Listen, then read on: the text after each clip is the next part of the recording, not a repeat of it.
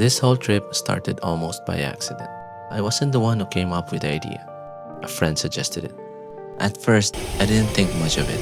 Another day, another ride, nothing too special, or so I thought. Originally, there were 4 of us, but by the time the tour actually started, only 2 were left. And the funniest part, the one who planned the whole thing in the first place couldn't even make it. That left me with the role of planning everything, from the route to the daily rides, and the deeper I got into it, the more invested I became. I spent hours on Street View, exploring every turn, every river path, every climb with face.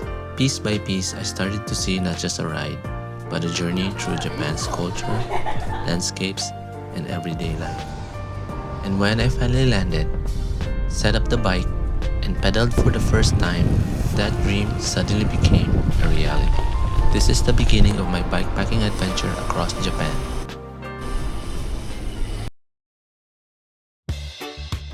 After months of planning, it's finally here.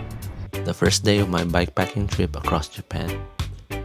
Today I'm riding from Kiba all the way to Hakone, about 100 kilometers away. Most of it is flat, but the last 20 kilometers, a climb that's infamous among cyclists. Leaving Tokyo, the ride begins quietly. Bike paths follow the river, threading under bridges. On either side, residential streets give way to stretches of rice fields. It's calm, almost relaxing. Just me, the road, and the sound of my wheels.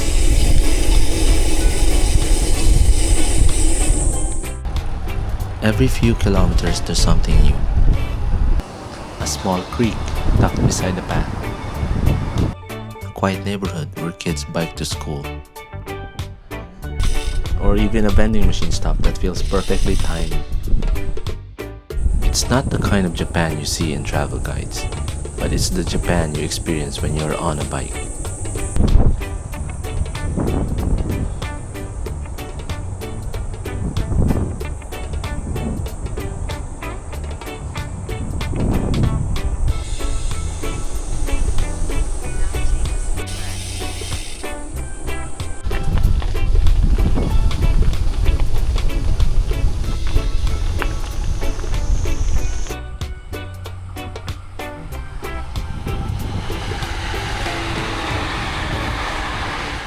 At this point of the ride, it still felt like the honeymoon stage. Everything looked new. The sense of adventure was right there in the air. I kept thinking, wow, I actually did it. So if you've ever thought about exploring another country on a bike, seriously, go for it. All that planning, all that prep, suddenly it feels worth it when you're in that moment.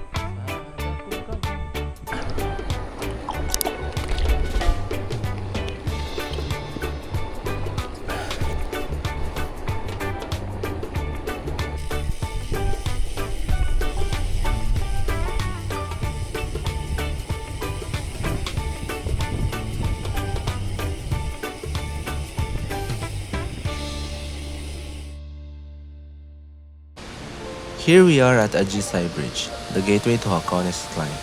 And of course, this is exactly where my camera battery dies. Classic.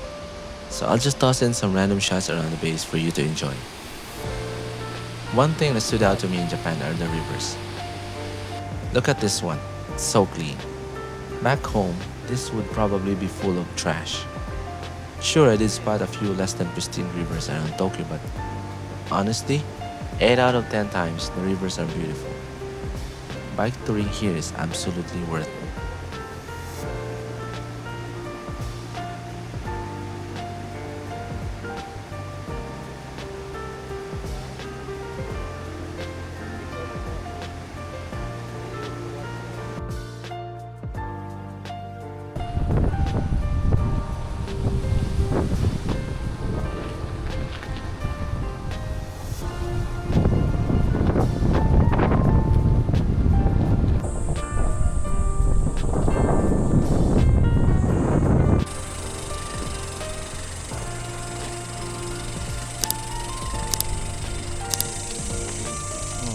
na 9 pills diha do.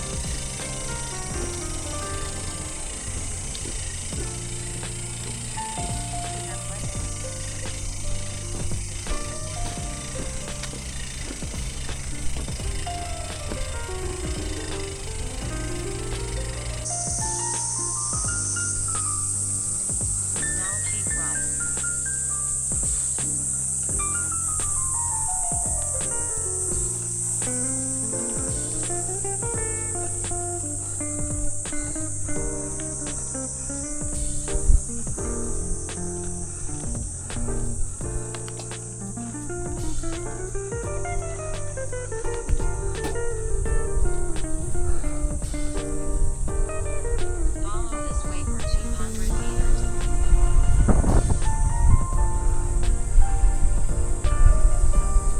Follow this way for 110 meters.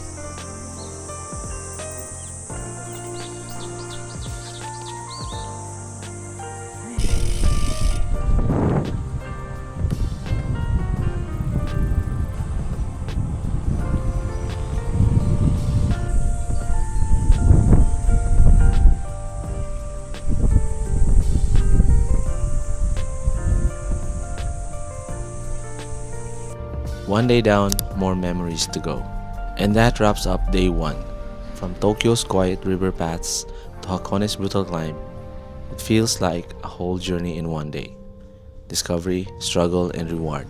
Every ride tells a story, and this one is just beginning.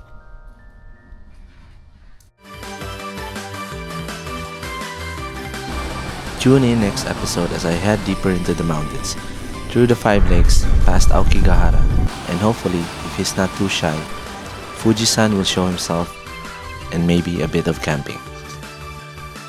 And if you're up for the ride, don't forget to like and subscribe so you don't miss it.